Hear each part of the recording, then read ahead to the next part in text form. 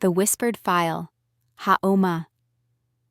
In ancient Persia, there existed a divine plant so sacred that kings drank it in ceremony, priests guarded its secrets, and empires built rituals around it.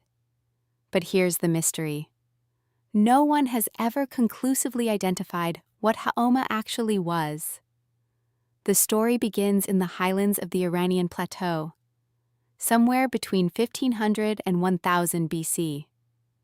The Zoroastrian faith was crystallizing, a religion centered on cosmic struggle between light and darkness.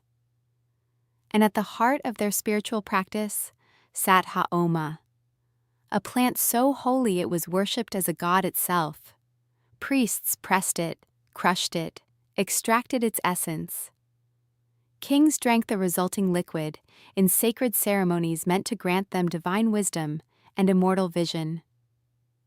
By around 490 BC, the practice was so established that Persian inscriptions casually mentioned Haoma drinking Scythians, meaning the plant's use had spread across the entire known world of that era.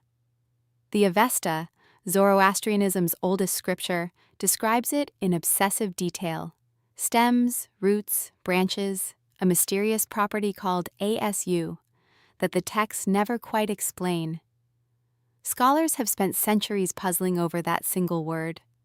What does ASU mean? No one knows. The ancient writers used it nowhere else. Here's where it gets stranger. The Persians didn't invent this plant. Vedic texts from India describe an identical ritual using something called soma. Same root word, same pressing method, same divine properties.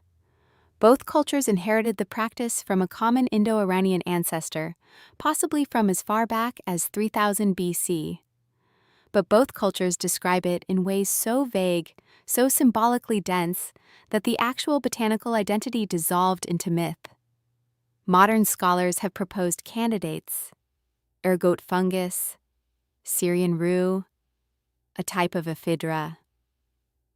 Some argue it was purely metaphorical, a symbol rather than a real substance. But the ancient texts describe real physical effects, real ceremonies, real priests who knew exactly where to find it and how to prepare it. The strangest part? When Islam swept through Persia in the 7th century, the knowledge simply vanished. The plant was abandoned. The rituals stopped. And whatever Haoma actually was, whatever made ancient kings see visions in those Persian temples, it took its secret with it into the mists of history. What do you think Haoma really was? Drop your theories in the comments.